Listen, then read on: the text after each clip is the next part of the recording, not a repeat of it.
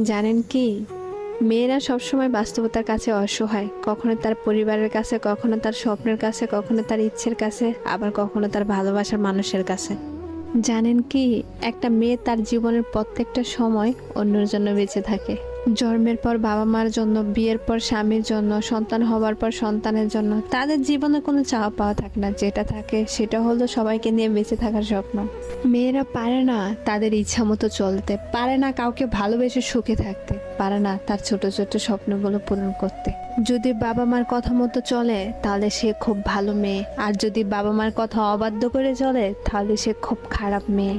ভালোবাসার মানুষটির হাত ধরে সে চলে গেলে ভালোবাসার মানুষটির কাছে সে খুব প্রিয়, অথচ তার কাছে না গিয়ে যদি পরিবারের কথা মতো চলে তাহলে সে স্বার্থপর, বেঈমান। শুধুমাত্র একটা মেয়েই জানে এই সমাজে চলতে হলে কত বাস্তবতার সাথে যুদ্ধ করতে হয়। মেয়ে মানে কিছু করার আগে হাজারবার চিন্তা করে করতে হবে।